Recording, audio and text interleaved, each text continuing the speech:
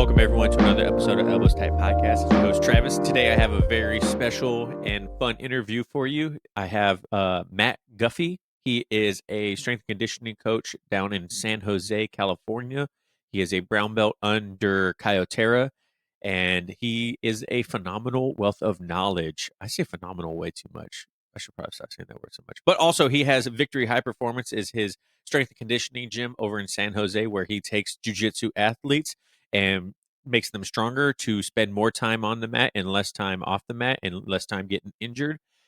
This episode, I try to make sure that I focus mainly on how everyday practitioner can improve their strength and conditioning, improve their cardio, while maintaining a busy lifestyle and not necessarily being the highest end competitor or having the most free time in their day. So a lot of the conversation is based towards that. I kind of wanted to make sure that people that compete a lot get something out of it, and people that don't necessarily compete but want to stay fit and want to be able to train longer get a lot out of it too. Matt was a great guest. He was a lot of fun to talk to. I really think you guys are going to get a lot out of this. So make sure you guys listen to the whole thing and let me know what your favorite part is. And also, how do you strength and condition train for yourself over outside of jiu-jitsu? So let me know down in the comments below. DM me if you guys do strength and conditioning. And if you do you do it by yourself? Do you have a coach? I personally use Juggernaut BJJ through Chad Wesley Smith, the Juggernaut app for that. I absolutely love it. It's great, a whole lot of fun, and it also touches a lot of principles that Matt goes over in this episode. So you guys should probably check that out. Check out Matt. Everything's going to be down in the description below. And also, don't forget to go join the Facebook community. It's L Bros over on Facebook. Link down in the description below.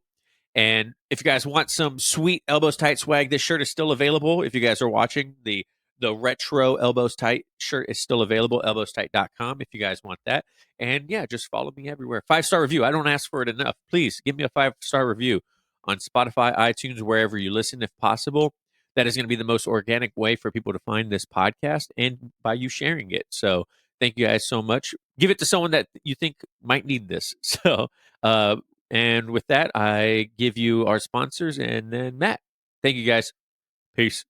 What's up, guys? Are you tired of grappling body hair on and off the mats? Well, have no fear, because we have a solution that will keep you rolling smoothly and in style, thanks to Manscaped. Picture this: you're about to step onto the jiu-jitsu mats, ready to dominate and submit all your opponents. But wait, what's that?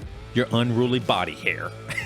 That's why you need Manscaped, the global leader in men's grooming. With their precision engineering tools, you could tame the hairiest situations and grapple yourself to victory. Imagine executing the perfect armbar, all while knowing your bald hair is trying to sneak in a sneaky triangle choke. Thanks to the Lawnmower 4.0, you can easily eliminate that unwanted hair with this cutting-edge technology. It's like a black belt for body hair. So to my fellow BJJ practitioners, whether you're a white belt or a black belt, let Manscaped be your secret weapon on and off the mats. Go to manscaped.com and use code ETP20 for 20% off and free shipping. That's ETP20 at manscaped.com for 20% off and free shipping. And with Manscaped, you'll be a force to reckon with on the mats and in the mirror.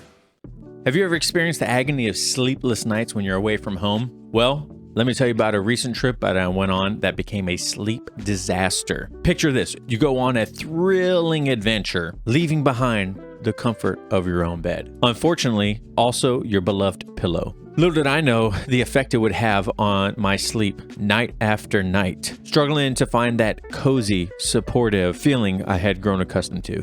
Now, I know what you're thinking. Yeah, Travis, you get paid by Mummy Pillow to promote their brand and their products. And it's very true, I do, but that's only because after using it, I absolutely could not believe how big of an impact it had on my sleep. Mummy Pillow has been a godsend for me and my sleep. Not having it on that trip and sleeping with those hotel pillows was horrible. I wish I would have brought it with me. And with Mummy Pillows, you also get a travel bag that comes with your pillow. So don't be like me. Bring your pillow everywhere you go and enjoy your night of sleep. And let me tell you, coming back home and finally sinking into the embrace of that Mummy Pillow was like returning home to a long lost friend. It was like my pillow had whispered to me, welcome back, my dear friend. Rest well. Go to mvmisleep.com and use code ElbowsTight at checkout for 15% off. Once again, that's 15% off with code ElbowsTight at checkout. Sleep ambitiously with Mummy. All right, guys, welcome to another episode. I literally just said this in the intro. I'm sure I haven't recorded the intro yet, but I'm going to say that in the intro, and I always say it at the beginning of these recordings when I'm actually starting. I need to figure out something else to say. I was just telling Matt I need to come up with a better first question, and I need to come up with a better intro to these episodes. Today we have a special guest, Matt Guffey. How you doing today, buddy? I'm doing well, thanks, Travis. Thank you so much for your time today. Thanks for coming on. I'm super excited to talk about this. Strength and conditioning is probably one of my second favorite hobbies outside of jiu-jitsu right now. I have a little bit of a background from just coaching CrossFit and Olympic weightlifting and whatnot. Not certified in anything, right? I just got some, like, my CrossFit level 1 and USAW weightlifting level 1. But then I did it for a couple years and coached a little bit. So when you reached out to me, I was like, if someone wants to talk about jiu-jitsu and getting strong, I am 100% down, man. So thanks for reaching out and wanted to come on the show, man. I'm very pleasured to have you on. Yeah, of course. Thanks for having me. So for the people that at home that don't know you, who are you? Can you give me a little bit of background of who you are and your business that you own? Yeah. Well, from a jiu-jitsu side, I'm a brown belt under Kyotera. That's the only academy I've ever known or called home, I guess. I've trained at other academies, but I've been training under Kyo since I started. I own a strength and conditioning facility called Victory High Performance in San Jose, and we work with grapplers. Our whole mission is to teach grapplers how to get stronger off the mats so that they can spend more time on the mats. You know, we were talking about this off camera, just how important jiu-jitsu is to the people who practice it. And, you know, I know from personal experience how bad it sucks to be off the mats. And so that's where Victory High Performance kind of was born, was out of trying to help people do more of what they love, grapplers specifically. But that wasn't, I heard in a couple of other interviews, that wasn't the original plan for you. You started off doing it for hockey, right? True, yeah. You were helping hockey players, right? Yep, my background is in hockey. I played a little bit in college. I played growing up in Virginia on the East Coast, and when I was done playing, I moved out here to California to coach for the Sharks amateur hockey division. So I coached our top 18 and 16-year-olds for the better part of 4 years. And then COVID hit. I had to transition. COVID. I know. You found out, I mean, not to take away from the gravity of the situation, obviously a lot of people, it's a serious thing. But you found out really quickly which businesses were going to pivot and which were going to crumble. And we're pivoters. So we just, we made the best of what we had and started teaching hockey online, which was weird. I never thought I'd do that in a million years. And that kind of morphed into, there was a strength and conditioning component to it, because there's only so much you can do with a hockey player, one player, a puck, and a net in their backyard on Zoom. Right? You're not there. You can't do much with them other than you have to get really, really good with your words. So there's one positive to take out of the Zoom era of teaching hockey was having to really, really dial in. Everything that I said had to be perfect if I wanted to get the reaction out of them that I wanted. And then the second was obviously having that strength and conditioning portion kind of laid the groundwork for what we have today. So I started working with hockey players, but I found out really quickly that they leave because they go play, during their season, they leave, they go to other parts of the country. And so I knew that wasn't a sustainable business model. I thought to myself, where do I enjoy spending my time? Well, I love being on the mats. If I'm not in the gym, I'm not at home, I'm at jiu-jitsu. So why wouldn't I try to work with that person? And that's ultimately kind of the reason that it took the path that it took. How long after you made the pivot did you start realizing, like, okay, this is actually going to work? Like this is more of a sustainable business practice than having the on and off seasons of hockey. Like how long did were you like swimming above, like just below the water with a straw above your head? Yeah. When I maybe a couple months before the hockey off season ended, I started to come to the realization that these people were going to leave. I look at my books and I'm like, I'm screwed if I don't like figure something out here. So I started to work with some of the black belts at my gym, and I brought them in and try to show them kind of what it is that we do that can help them. Because ultimately, I say like one of the most overrated, I guess one of the most overrated things in the strength and conditioning world is like sport specificity. So I won't do any like gi chin-ups or gi rows or anything like that. Our goal isn't to make it look exactly like jiu-jitsu, is to build a large athletic profile that will translate to any athletic endeavor. Now, there is some specificity, and there's some things that we do with grapplers that we wouldn't do with hockey players and vice versa. However, the vast majority of the things that we do in the gym are just about building good athletics. And so once those guys came in and they started to feel the difference, then they started to pull other people in. And so it was a pretty quick transition. We went from like, I'd say 90% hockey players to 90% jiu-jitsu players in a matter of months. And now we're hovering around that. We have some athletes who are from other sports. We got some rock climbers. We got some BMXers. We got some. We still have a hockey group who comes back every summer. But I'd say 90% of our members are jiu-jitsu athletes, either hobbyists, lifestylists, if you'll call them that, or full-blown competitors. So how does your business work?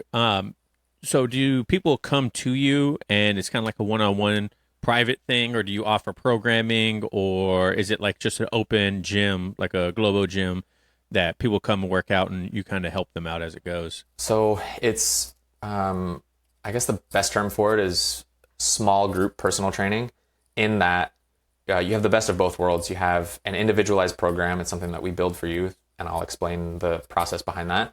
But you execute it next to or in a group of people, like-minded people who are there to help hold you accountable, to help cheer you on, to help, to build relationships with.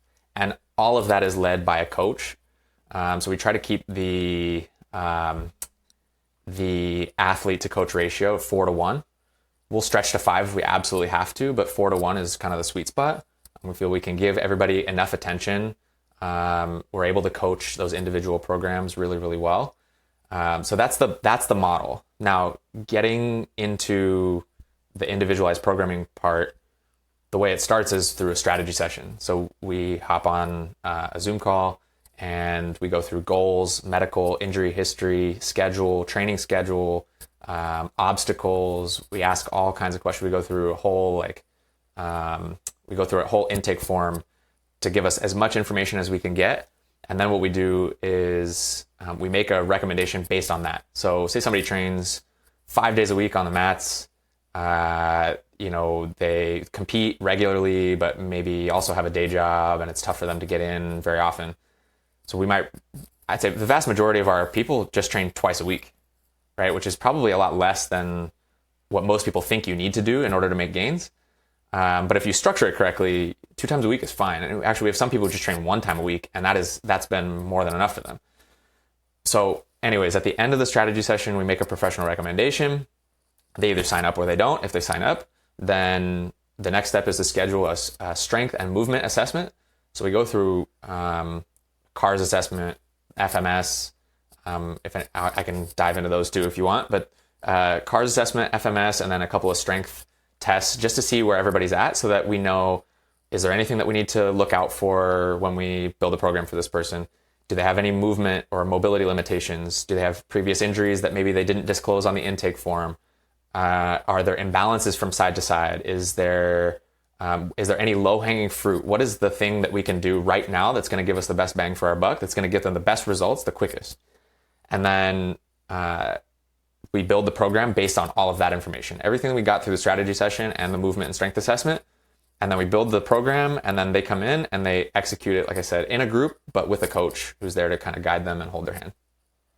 No, that's great. That's like it sounds similar. I'm not going to say it's CrossFit, but it sounds similar to the group exercise, like in CrossFit and whatnot. Except for that's not individual programming. It's a group. Everyone does the same workout, and but there are people that will come in and open mat time, open gym time, and they'll do like individual programming, and coaches are there to help, Right. with technique and whatnot. And that was probably one of my favorite parts of coaching and being in, that field was, I remember a lady came up to me and, we work on like general fitness, you know what I mean? Just like overall health. And a lady came in and she's like, "Hey, Travis, I just want to say thank you. I walked up my stairs yesterday and I didn't get winded." And I was like, "Holy crap. Like that's like a big victory." You know what I The mean? coolest feeling in the world. Yeah. Amazing. I couldn't believe like how it's just something so simple that most people take advantage of. This lady was beyond grateful, that she was able to do it.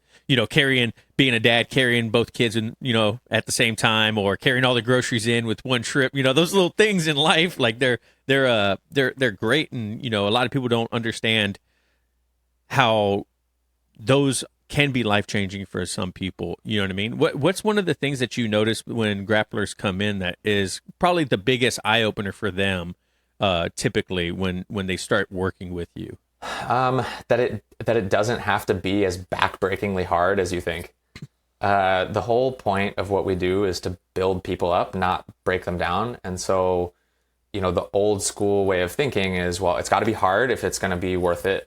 And I got to be thrashed and by you the have end to of be it. sore, and you have to be out of breath, and that's not it at all. Like the goal is to elicit a very specific physiological adaptation, and sometimes that doesn't take much at all. And we're the whole goal is minimum effective dose, right? Because if we can get the same results doing less, why wouldn't we? That mitigates risk. It mitigates soreness. It allows you to do more of the sport, which is ultimately what's going to get you better at the sport, is doing more of the sport.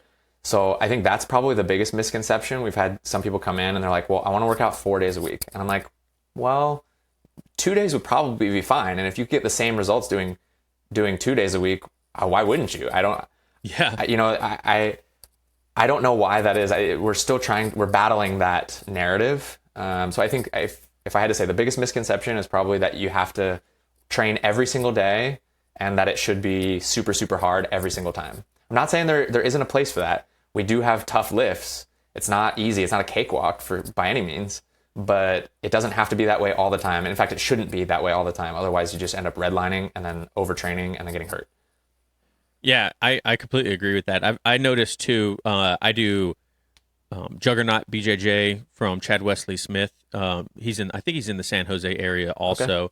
Okay. But so he has like an AI program app and stuff. But yeah, a lot of this stuff, we have a Facebook group and people are like, "Oh man, today was like really easy. Should I like have done more weight, or should I have pushed it harder or something like that?" And Chad, he's the owner. He's like, "No," he's like, "Those days are meant to be easy. Like you don't need," he's like, "You still are doing something that is benefiting you.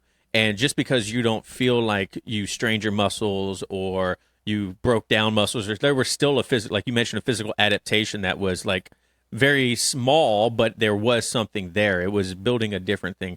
Right. When it comes to strength training for jiu-jitsu, what makes it different than just like a general fitness?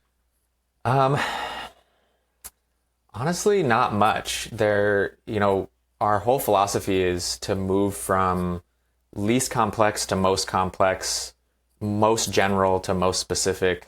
So everybody starts really similarly. Where the differences come in is probably on an individual basis, mobility limitations are going to be different for everybody. And so I would say that fact probably drives a lot of our programming decisions when it comes to, from as far as grapplers go. That's like one of the main things. The second thing is we spend so much time on the mats at end ranges of motion. It is it's imperative to train that on or in the gym, right? To train at end ranges. And so I'm not sure if you're familiar with the FRC lens, functional range conditioning, all that stuff, but it's all about bringing the joints to their end range, training the joints at that end range so that they are prepared for forces applied on them that you didn't choose to apply, right? That's, human tissue breaks down when the force applied to it exceeds the tissue's ability to absorb that force. It doesn't matter what it is, whether it's a piece of paper or cloth or your joint or your muscle. If the amount of force applied to it exceeds its ability to absorb that force, it's going to break. That's physics. So the FRC lens is probably one way that differentiates like strength and conditioning for jiu-jitsu athletes versus general population. That's not to say we don't use FRC stuff with general population. It's just maybe not as important all the time, because jiu-jitsu athletes have higher mobility requirements. They have more demanding mobility requirements. Can you give like an exercise example that people could understand a little bit of what you're talking about? Is this like a fully extending in a bicep curl and then bring it contracting all the way back in, or depth and squat? Like what can you give like an example? Yeah. The best example I could probably give for jiu-jitsu athletes, well, hip mobility seems to be a common pain point in jiu-jitsu athletes. And so if you're familiar with that like 90-90 position where you're sitting on the ground, you've got one leg that's, out in front of you kind of in a 90-degree angle, and then the other one kind of behind you in a 90-degree angle. Oh, yeah. Most everybody has seen that or hangs out on the mat kind of in that position. That's a really common way. It's not the end all. It doesn't have to be that way to train hip mobility, but that's one position that we work fairly often with our jiu-jitsu athletes, is that essentially you could do this for any joint. It doesn't matter if it's the hips, shoulders, elbows, wrists, whatever. You can do it for any joint. The whole idea behind the FRC lens is taking the joint to its end range and then applying force toward the end range and at progressively higher intensities until you are at max effort. And then, without moving anything, trying to essentially pull away from the end range at max effort. Again, so that you're working on applying high levels of force at the very, very end of that joint's capability. I can't show you the 90-90 now, but like the wrist, right? So like the wrist, like this is as far as my wrist can go. Right? So after going through some like mobilization stuff to lubricate the joint, prepare it for higher levels of work, I might physically block one side and then at progressively higher intensities, press up into my hand as if I were trying to open my wrist, right? So 20%, 40%, 60, 80, safest, greatest effort, everything I could possibly give. And then after 8 to 10 seconds of that, I'm trying to pull it off the physical block in order to, push into or toward the very end range. And so in doing so, I've applied that high level of force to this range where most people spend their time in here, right? This is kind of weird for most people, but in jiu-jitsu, this happens all the time, right? You get wrist locked, you're going to be here. And so being able to fight that off and being able to fight that off, or maybe not being able to fight that off, but being exposed to that force before you ever get on the mats is important for developing resiliency, right? If somebody applies force to my wrist and I haven't already applied that force on my own, it's going to break, right? Yeah. Like that's the whole idea behind the FRC lens is to train the joints to experience high levels of force before somebody else puts you there, right? Because that's ultimately when injuries happen. So when it comes to like exercise selection, like, and then execution of them, say like a back squat or something like that, we always hear squatting below 90 when you're back squatting, front squatting, whatever. When it comes to jiu-jitsu, is that a priority? Like, should people really be worrying about squatting below 90, ass to grass, what we used to call it back in the day? Like, is that necessarily a common occurrence that should be happening in the gym when someone's strength conditioning? I'm going to hit you with two answers. The first is we don't back squat any of our athletes, actually. Really? Yeah. We haven't back squatted anybody. Unless they're a barbell sport athlete, honestly, I think the back squat's a little overrated. In that, I'm gonna clip that, and then we're gonna go ahead and put that on the internet. Yep. I know that'll be controversial, but I think the back squat's overrated for a couple reasons. Number one, the spinal compression alone is not worth it. As jiu-jitsu athletes, our spines are constantly being compressed. And so adding extra compression to the spinal column, I think, is overkill. The second is from a sports performance perspective, very rarely are we 2 feet on the ground, 50% weight on either foot, pressing in one direction. And so we use a lot of single leg versions of the squat in order to get a better, safer, because there's no spinal compression, and more, it's an adaptation that's more likely to translate to the sports performance side of things.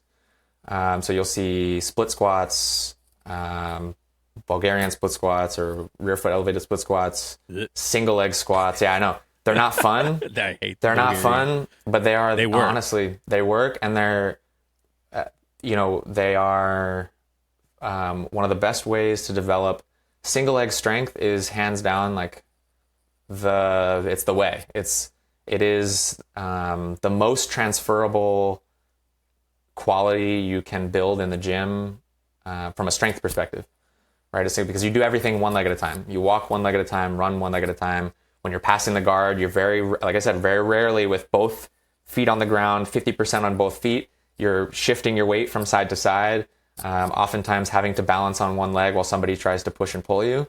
So developing that single leg strength is key. As far as the depth goes, I think it's really, really important to train as close to a full range of motion as you can. It might not seem like you need to go like ass to grass or, like all the way through the thing, but as close to it as possible is better. Because if you think about like jiu-jitsu, if you're on your back and somebody's pressuring into you and you've got your feet on their hips or their chest or their shoulder or whatever, your knee is getting compressed all the way in. Your heel's probably on your butt at some point, and you're going to have to push them off. And so if you haven't trained that range, it's going to be more difficult to do so when you get on the mats. So I mentioned before we started recording too that I kind of want to talk about how the everyday grappler can, if they don't have a lot of time, they're always busy. A lot of people that listen to this are, like me. They have kids, day job, 401ks. They can't get injured during jiu-jitsu because not only it takes them off the mats, it's a possibility that it takes them out of work too. So how can like your everyday grappler do things when they only have like 15, 20 minutes, maybe an hour if they're lucky in their day to improve their strength and conditioning to prevent injuries? Yeah. So again, another two-pronged answer here. The first part is, if you don't have equipment, or if you don't have a lot of space or whatever it is, isometrics are your friend. You can make any bodyweight exercise really, really difficult if you just hold the position, which has high transferability when it comes to jiu-jitsu, because that's what happens a lot, right? You get a position and you hold the position. And so... Can you explain isometric real quick, just in case people at home don't know? So, say, for instance, if you're thinking about a squat, just squatting down into the bottom of the squat and holding the squat. And not just, like, if you have the mobility to sit all the way down to the ground, not doing that, but you want tension on the muscle the whole time. So if you were to stop at 90 degrees, say, right, and just hold for 30 seconds or a minute. Or if you think about a plank is an isometric exercise, or a side plank. It's anytime there's no muscle movement involved, but there is muscle contraction happening, that's your isometric. So for somebody who doesn't have equipment or doesn't have a lot of space, isometrics are your friend. Those are really easy ways to build strength. Isometrics and eccentrics, I should say. I've got one member who he competes nearly every weekend. He travels a lot. He's always in hotels. He doesn't always have a gym. And so we built him a program that was built on time under tension, right? Mm-hmm. How long can we hold the contraction? So one of his exercises was a split squat. So 1 foot forward, 1 foot back. And It was a minute long rep. So 30 seconds down, 30 seconds up. I'm already sweating. It's crazy, right? But that's how you can do it, right? And we're not going to do a ton of sets of that. You might do 1 or 2 sets of that, but that's enough. And so if you don't have the space or the equipment, that's one way that you can do it. Is through isometrics and eccentrics. Just slowing everything down will help. If you do have, a gym or somewhere you can go that you can do that stuff. The key, and I guess this goes for both cases in general, is you want to push something, you want to pull something, you want to squat, you want to hinge, you want to lunge, and you want to carry stuff. Those are the staples as far as strength and conditioning goes. If you didn't know where to start, those things are going to give you the most bang for your buck. It doesn't have to be super complicated. It can be, the more I've learned, the simpler my programs have gotten, right? Because you don't need a ton of bells and whistles and, crazy exercises. Instagram is a treasure trove for as much for crazy jiu-jitsu techniques as it is for, crazy exercises in the gym. You see people balancing on things they don't need to balance on, and jumping off things they don't need to jump off of. Doing pull-ups with a bench and a barbell attached to them. Like you don't, it makes for good, I guess it makes for good social media, but it's honestly 99.99999% of people are not going to do that, or they're not going to need to do that to get the adaptation that you're looking for. So squat, hinge, lunge, push, pull, carry. If you do those, you'll be all right. So let's talk about, you've competed quite a bit and you work with competitors. Do you also program warm-ups for them before they step on the mats for competition? That's funny you say that, actually. I hadn't before, but the more I've competed, the more I've realized that everybody who's competing is just winging it. Bro, I just interject. I just competed for the first time last weekend, and this was something that I was like, what the hell am I supposed to do right now? I'm just like jumping around, like stretching arbitrary things, you know what I mean? And I was like, I really just don't understand what is going to give me the best banger for my buck right now in this 15 minutes I have before I go jump on the mats and compete at full strength, full speed, full intensity. You know what I mean? Okay, so shameless plug. Go to our Instagram at Victory High Performance. If you click the link in our bio, the very first thing is a warm up for BJJ competitions. Oh, Jesus, man. What am I doing with my... Go there, get that. It's free. We want people to use it. My dream is to show up to a competition, be in the bullpen, and see other people doing the things that I'm doing. Because it is completely random. People are all over the place. So the way we've structured it is just like how we would structure more or less our lifts in the gym. Okay, so the first thing is we want to mobilize the joints. So we go through a full CARS routine. For those who are unfamiliar, CARS stands for controlled articular rotations. And essentially it's just isolating each joint and moving it through the full range of motion. Super simple. There's a whole, we go through from the neck all the way down to the toes in that video on our Instagram. The key there is what we're trying to do is we're trying to lubricate the joints, prepare them for higher levels of work, right? Then once you get through the CARS routine, we go through just a dynamic warm-up, and it's built so that you can do it standing in place, because you don't have a lot of space in the bullpen, right? You go in and there's a bunch of people around, and you maybe have, 4 square feet to yourself. And so you got to be able to do something without having to make use a lot of space. And so it's something as simple as just knee hugs in place, the quad stretch in place.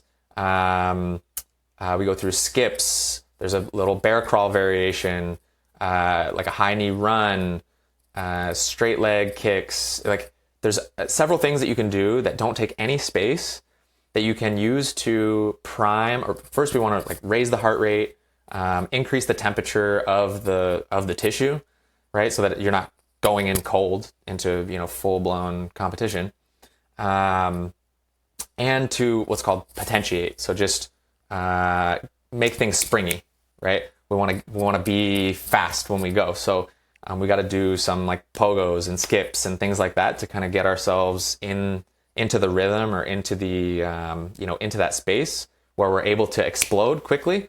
But we also don't want to gas out, right? You see how many people, you probably saw, we kind of poke fun at it, but you probably saw a bunch of people doing burpees, a bunch of people doing jumping jacks, a bunch of people doing, push-ups really fast. You probably saw a bunch of crunches, right? And so, while all of those things do increase your heart rate and they might warm you up, they don't warm you up from a sports performance perspective, which is our goal.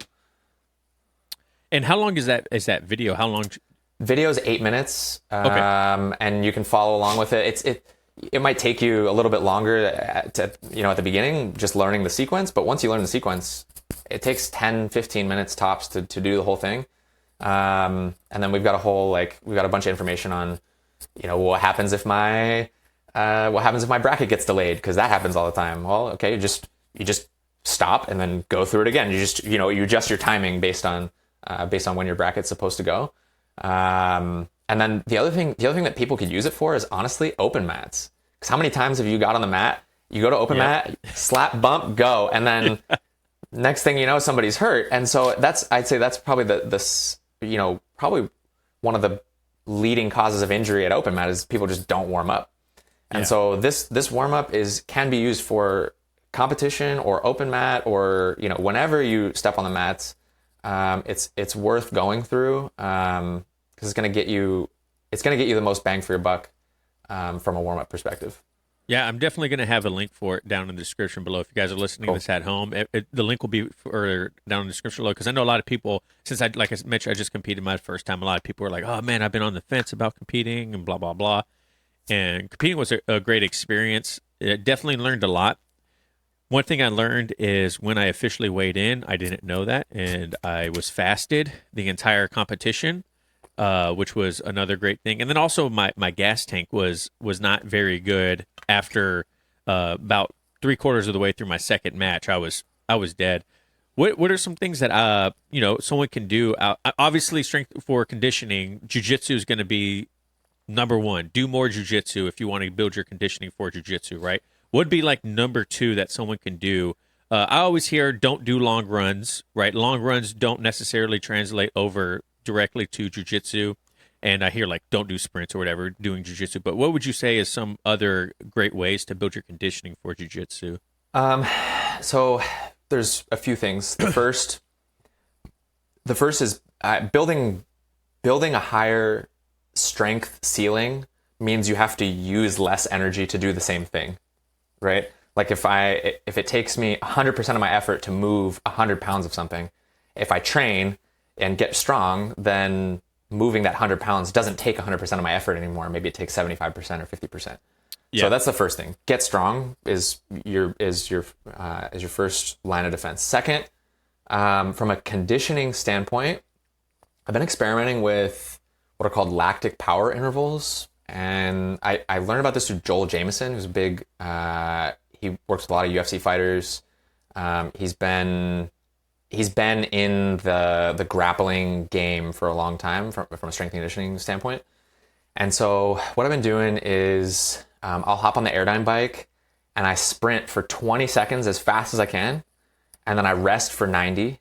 And then I sprint for 20 seconds, rest for 90, sprint for 20 seconds one more time. And then I'll rest for like 8 minutes, right? Because typically between your matches, you'll probably have 8 to 10 minutes, give or take.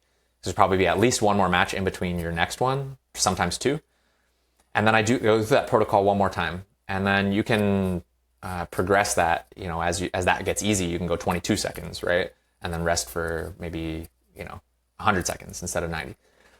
So there's ways to progress that. But that's been something that I've experimented with and I feel really, really good. It's 20 on, 90 off 3 times, rest for 8 minutes, repeat once. And then, so that has helped. It's helped my anaerobic base, helped my aerobic base. It's helped me not gas out so quickly. And then the third thing is match economy, is just getting better at jiu-jitsu means you have to spend less energy to do the thing, right? Because you will have seen all the reactions and you've seen, you've seen everything everybody's going to throw at you, and so you don't have to work quite as hard to maintain the position. Or if you're a step ahead of somebody, if you've got if you know the sequence quicker than the other person does, then maybe you get a step ahead, and you get 2 steps ahead. Next thing you know, you can kind of hold a position and rest and put yourself you put yourself in a better position to not gas out when the time comes.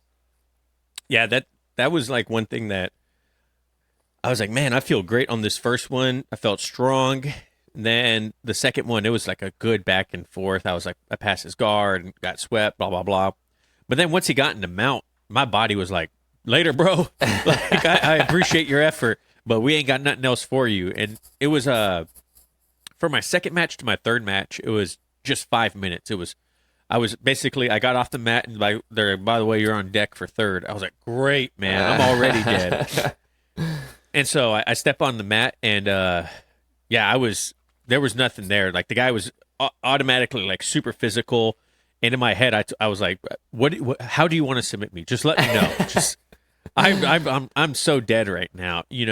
When it comes to like cutting weight or competition prep for people, how do you guys do that? I guess I wanted to say like loading and stuff, but I don't think we need to go that deep into like loading and drop-offs and whatnot. But what's like the general way that someone should prepare for a competition through a strength and conditioning mindset? I'm gonna give you another hot take here for Instagram. I don't think people should cut weight. I vehemently advise against it. I think it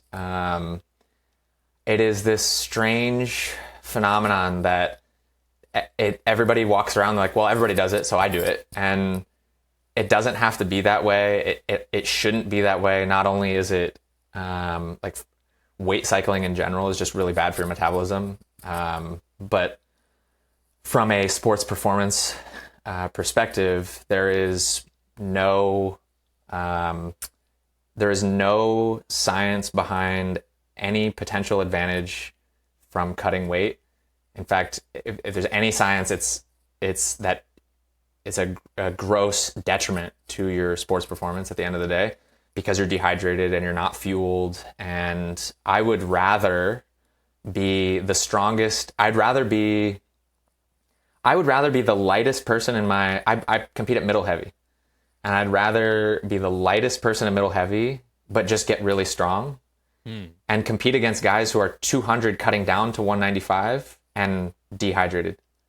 I'm going to be in a better position, not just physiologically because I'm fueled and I'm hydrated, but mentally, because you just put yourself through a cut. And I've cut. Listen, I'm guilty of it.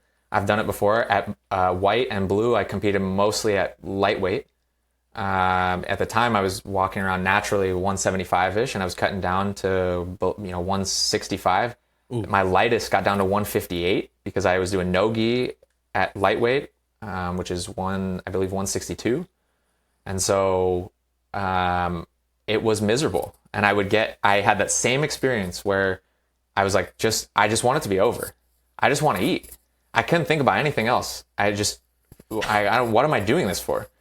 And so I think I would rather people get really strong and stay at the weight they're at, be fueled, be hydrated, feel better physically, feel better mentally. And then, you've got so much more room to make decisions and to think through problems when you're not starving. Yeah, my weight cut, I call it a weight cut. Really, it was I signed up for the competition a week before, and then my weight class was 208, and I walk around 208 in the morning, like in just normal clothes. And so I was like, well, I got to drop a pound or two this week, and try to get below 208 in my gi. Well, the last night I did a little bit of a water cut. I just jumped on my treadmill, did a couple of Epsom salt baths, and just cut a little water weight. And so I still felt really good that morning, even after I air quote the weight cut, because I was like 1.5 pounds or something like that, maybe 2 pounds. And but like I mentioned, like I didn't know, I was completely oblivious that I had officially weighed in, so I never ate or drank anything after my weigh-in because I thought I had to weigh in again. And so I'm like just sitting there like, well, okay, I guess we're going on the mats now. Like, it was just a crazy experience. But now I know. Now I know. Like, when I stepped on that scale next time, if I ever compete again, now I know. Like, oh, that's the official weigh. Now I can drink some electrolytes. I don't have to stress about like missing weight or something like that. It was just a crazy experience, and not having a coach there was probably something else that I was like, oh man, like, can someone tell me what's going on here? I just that brings up something that I meant to mention earlier when it comes to not gassing out. One of the things that Joel Jamieson talks about in a lot of his work is, from a conditioning standpoint, it's not just like conditioning the heart and conditioning the lungs and conditioning the muscles. Conditioning the mind is just as important. And so the more I've competed, the less stress I feel from the crowd, the noise, the heat, all of the other little things that could happen, the delays. It's kind of I'm unfazed at this point. Yeah. Because I've felt it so often. I have my routine down. I know when to show up. I know exactly what I'm going to do. And so in developing that routine, I have so much more mental capacity for the task at hand. And I find myself much better able to solve problems in the moment because I haven't been thinking about all that other stuff, right? I know, like I said, I know when to show up. I know how to warm up.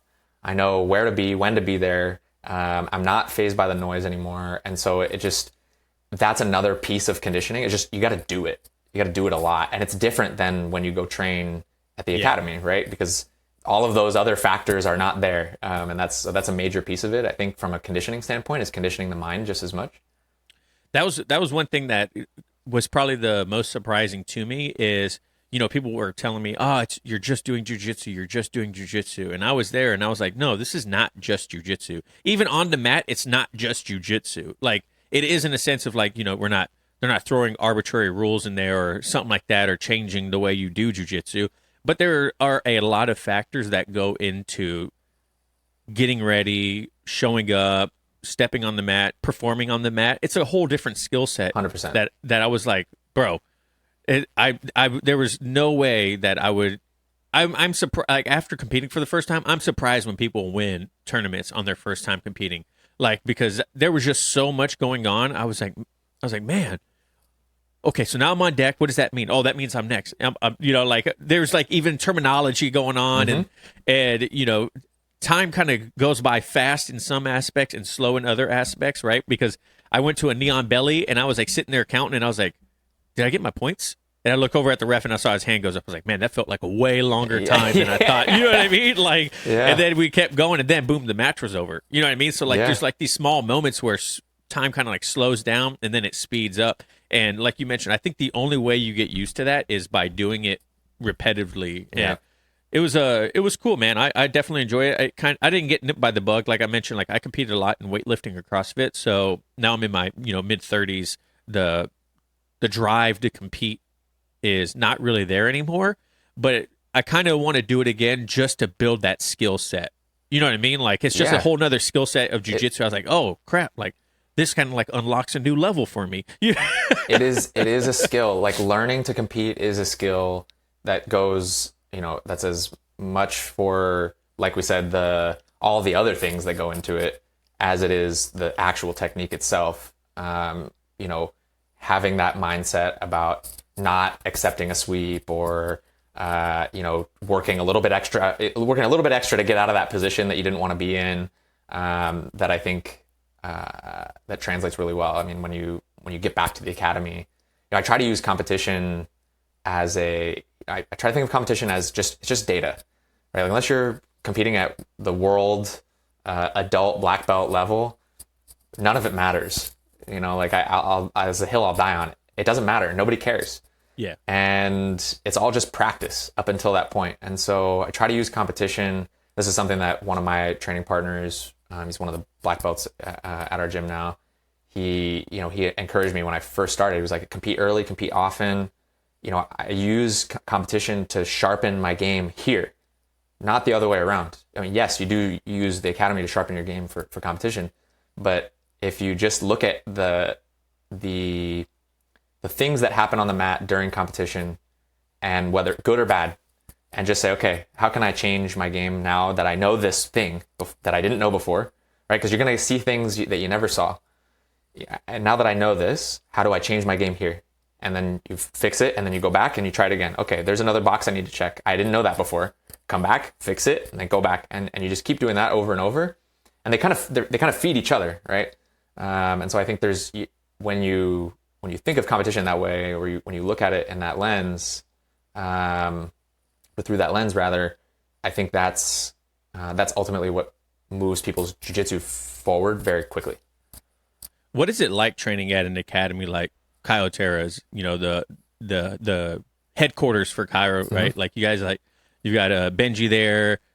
Christina just left and moved to Florida. You have Mason Fowler, Jason Khalipa drops in there. I mean, we could just name drop all day long. You know what I mean? Like, what is it like training with some of these people in your area?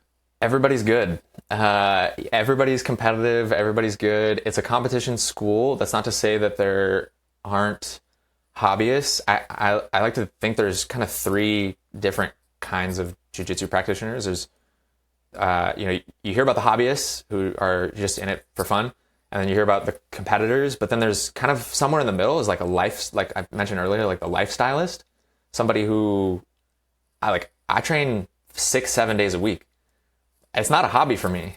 This is a way of life. And while competition is not my full-time job, I compete as often as I can. But I'll never be a full-time competitor. Just like, that's not something that I want to do. It's not something that I aspire to, but I do enjoy competing. I'm a competitive person. I grew up playing sports, and that's fun for me. So the whole spectrum, hobbyist, lifestylist, competitor, everybody is good. Even the hobbyists are good, because the technique is, the technique is so high, like the level of technique is so high, and Caio places such a heavy emphasis on perfect technique every time. Like, if you get a belt from Caio, you deserve it.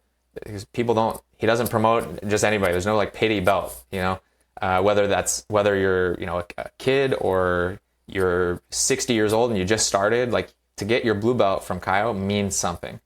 So everybody is good. Everybody's competitive. Everybody pushes hard. I would say that's not to say that there aren't people like that at other gyms. It just seems like, and I've trained at other gyms, like I've been to other places, I've traveled all over the world, and I've trained everywhere.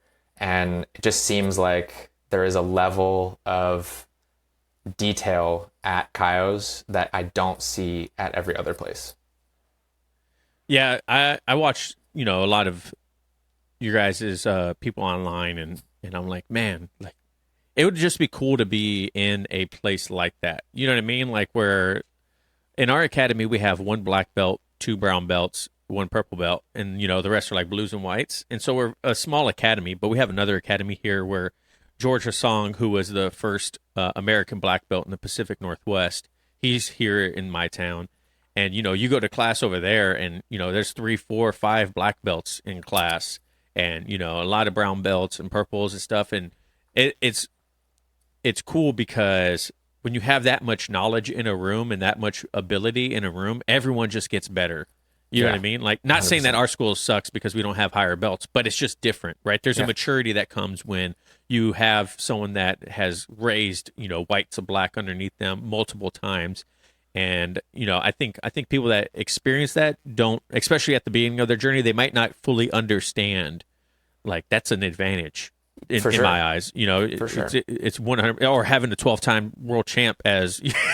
And listen, those people you mentioned train. It's not like they're just there and they fight under the name.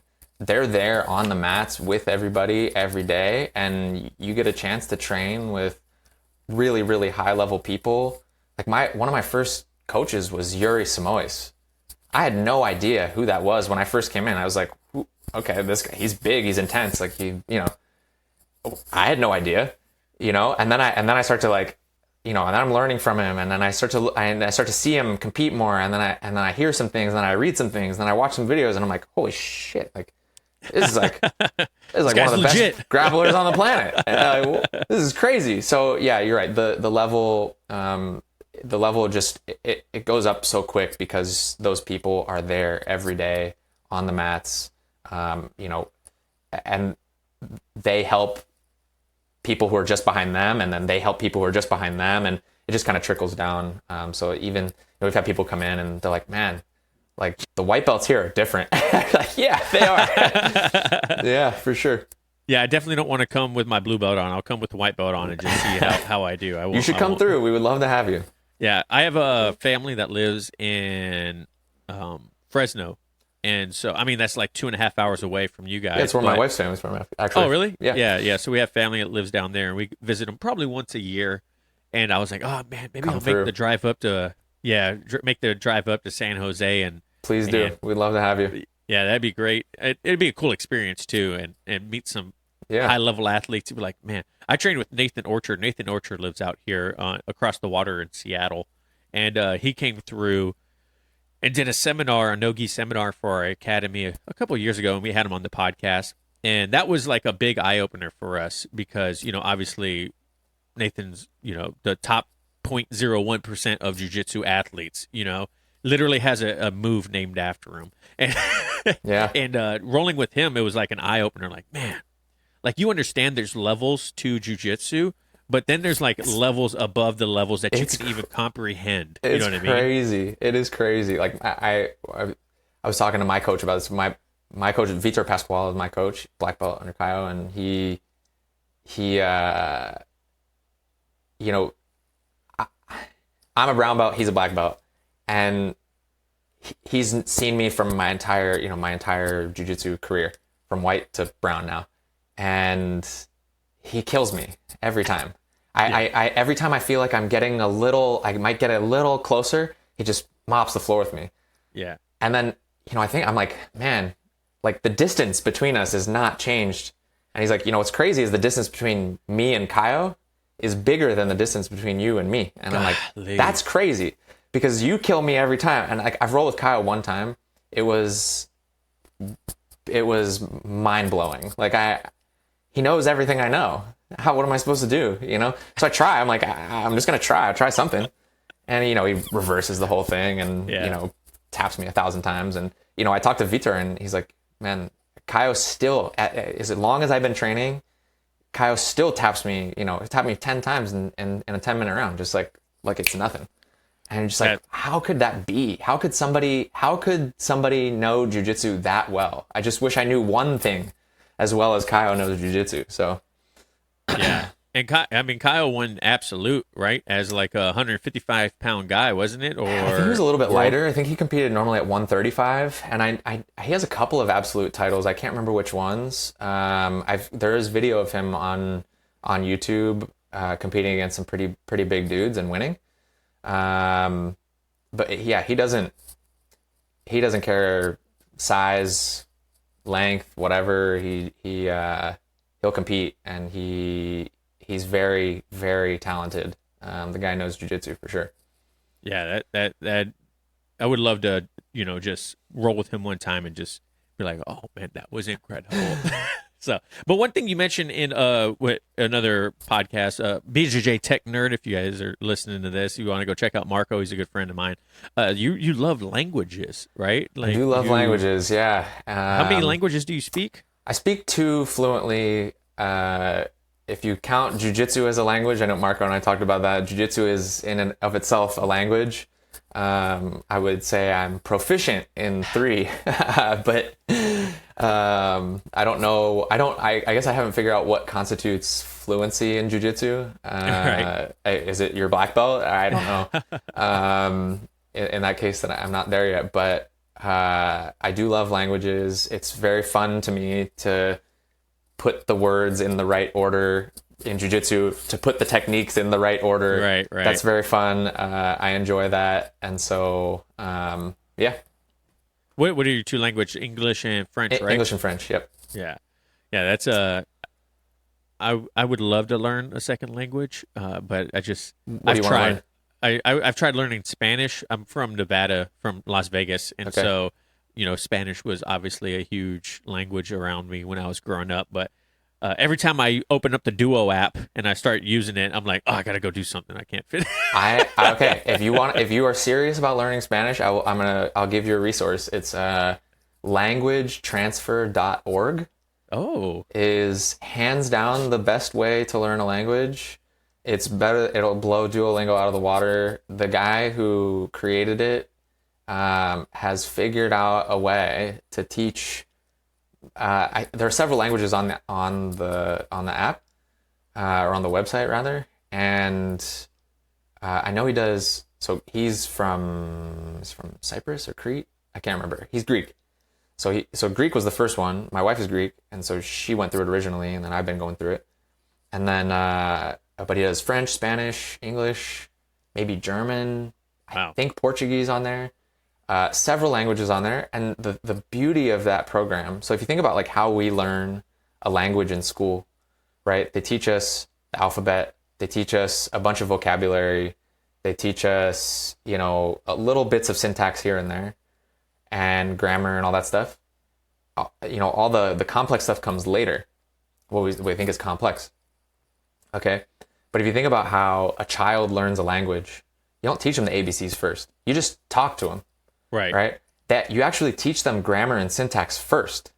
Right. That's really what should be taught first, so that you know what order to put the words in. It doesn't do you any good to know a bunch of vocab if you don't know how to use them. Very true. So the thing that he's done is he's kind of flipped it. And he starts teaching grammar and syntax first. And then he's like, okay, well, if you know how to order the words, now all you got to do is learn the vocab. And then that's easy.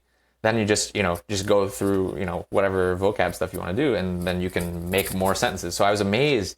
So when I started going through the Greek version of it, I was amazed at how quickly I was able to say things that when I was learning French, it would have taken me a year to get to. I was like, what the heck? Yeah. It's amazing. So languagetransfer.org, if anybody else listening is a language nerd, that's the spot to go to if you want to learn. I'm definitely got to check that out. But hey, Matt, I want to say thank you so much for coming on the show today. This was a phenomenal conversation. I learned a lot. Kind of challenged my mindset on what strength and conditioning looks like, even though I'm nowhere close to being an expert or anything. But it was a cool conversation. I think you brought us some great points, a lot of hot takes that I can't wait to put out on the internet so people can DM you and talk about how much smarter they are. So if people want to follow you and check out your business and everything like that, where can they find you at? So to find me personally, it's at matt.jits.hew, matt.jits, jits.hew. So that's my personal Instagram. If you want, there's jiu-jitsu, there's strength and conditioning, there's, like we talked about off camera, there's the skits that I've been making with Josh. So there's some comedic value there. If you want to laugh, then there's some things on there for you. If you want to find the business side of things, it's at Victory High Performance, all one word. That's the best place to find us. On Instagram, our website, www.victoryhighperformance.com. Those would be the best places to find us. And if you want that warm up for competition, just tap the link in our bio on the Victory High Performance page, and you can download that for free. We want more people to warm up properly before open mats and competition, so that people get hurt less and spend more time on the mats. There we go. Hey, Matt, once again, thank you so much, buddy, for coming on the show today. I can't wait for people to hear this and hopefully provide some value for those that are busy people and, they want to get stronger, they want to get injured less, and, hopefully what you mentioned helps them out. If you guys like the episode, let us know. DM me on Instagram, comment down below on Spotify, YouTube, or whatever. Follow me, Elbows Tight, everywhere. The whole thing. Don't forget to give me a 5-star review, whatever. So thank you guys so much for listening and watching at home. And remember, no oil checks here. Thanks, Travis.